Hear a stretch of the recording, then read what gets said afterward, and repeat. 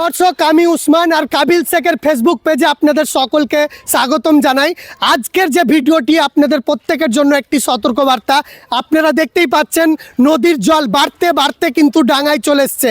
আপনাদেরকে একটু লক্ষ্য করে দেখাই, এটা হচ্ছে দেবীপুর ঘাট।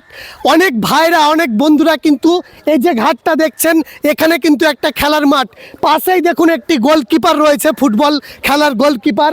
তাছাড়াও একটা পোল, কিন্তু পুরোটা কিন্তু আপনার দেখতেই পাচ্ছেন হাফ কিন্তু ডুবে গেছে। আপনাদেরকে আজকের ভিডিওতে একটি মেসেজ দেব, আপনারা কেউ মজাই নেবেন না।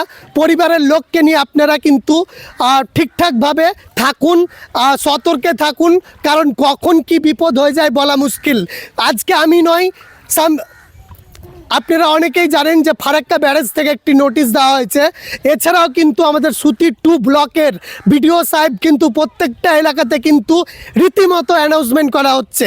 আজকের ভিডিওটি আপনারা বেশি বেশি করে শেয়ার করুন, কারণ আপনারা দেখতেই পাচ্ছেন, কারণ এখানে কিন্তু গঙ্গার জল কিন্তু খুবই খারাপ অবস্থা।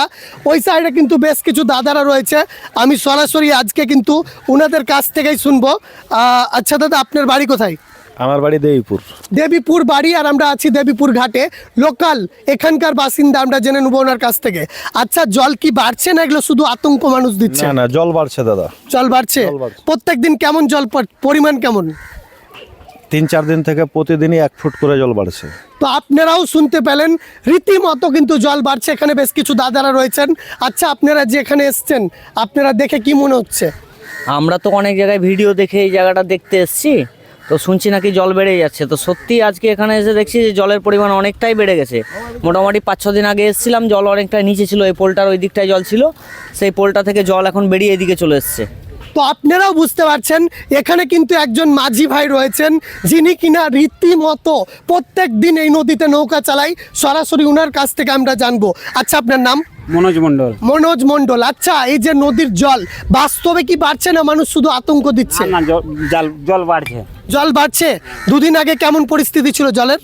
4-5 দিন থেকে একই রকম জল বাড়ছে। 4-5 দিন থেকে একই রকম কিন্তু জল বাড়ছে।